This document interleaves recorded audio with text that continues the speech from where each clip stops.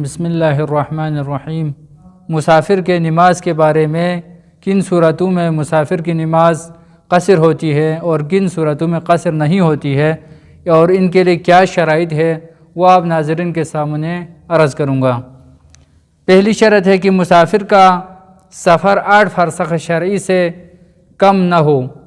اگر کم ہو تو اس صورت میں اس کی نماز تمام ہے۔ اس کے 2 صورتیں ہیں کہ آیا جو 8 فرسخ ہے وہ ایک صورت میں یعنی یک طرفہ 8 فرسخ ہے، یعنی 8 فرسخ تقریباً 44 کلومیٹر بنتا ہے، تو یک طرفہ 44 کلومیٹر ہے۔ اور دوسری صورت ہے کہ آنا جانا دونوں ملا کر 2 طرفہ 44 کلومیٹر ہے۔ ان دونوں صورتوں میں اس کی نماز قصر ہے۔ دوسری شرط ہے مسافر اپنے سفر کے آغاز سے 8 فرسخ یعنی 44 کلومیٹر طے کرنے کا ارادہ رکھتا ہو، لیکن اگر وہ ارادہ نہ رکھتا ہو تو اس صورت میں اس کا نماز تمام ہے۔ تیسری شرط ہے کہ مسافر راستے میں اپنے ارادے سے تردد نہ ہوا ہو۔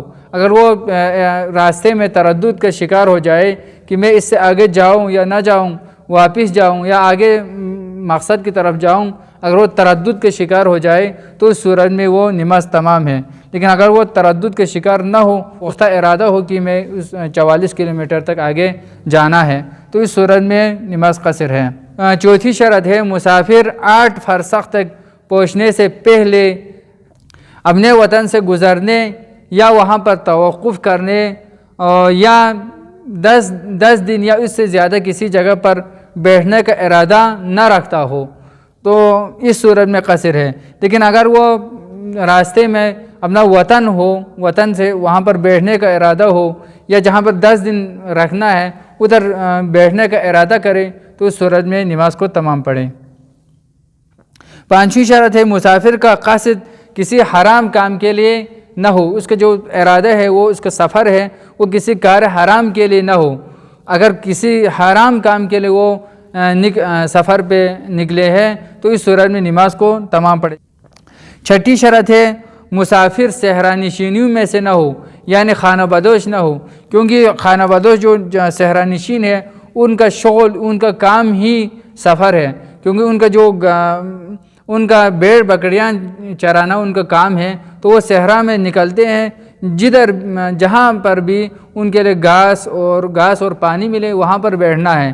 10 دن 15 دن 20 دن ادھر ٹھہرنا ہے اور اس کے بعد وہاں پر گھاس ختم ہو جائے تو کسی اور جگہ پر جانا ہے۔ اسی طرح سال بھر وہ سفر میں رہنا ہے تو اس صورت میں اس کی نماز تمام ہے۔ لیکن اگر صحرا نشین میں سے نہ ہو تو اس صورت میں اس کی نماز قصر ہے۔ 7ویں شرط ہے کہ مسافر کثیر السفر نہ ہو۔ اگر وہ کثیر السفر ہو، اس کا شغل ہی سفر ہو تو اس صورت میں اس کی نماز قصر ہے۔ لیکن کم سے کم کثیر السفر ہونے کے لیے اس کا جو شغل ہے وہ سفر ہونے کے لیے کم سے کم مراجع اعظام فرماتے ہیں کہ کم سے کم ہفتے میں 3 دن وہ سفر میں رہے۔ اگر ہفتے میں 3 دن وہ مسلسل سفر میں رہے، سفر میں نکلتے رہے تو اس صورت میں وہ کثیر السفر شمار ہوگا اور اس کی نماز قصر ہوگی۔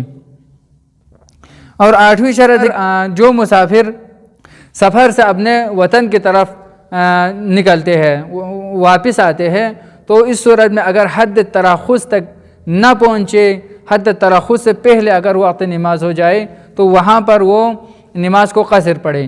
لیکن اگر وہ حد تراخص تک پہنچ جائے، حد تراخص میں وہ اندر داخل ہو جائے تو اس صورت میں اس کی نماز تمام ہے۔ حد تراخص کیا ہے اس کے لیے انشاءاللہ الگ ویڈیو بنا کے بتاؤں۔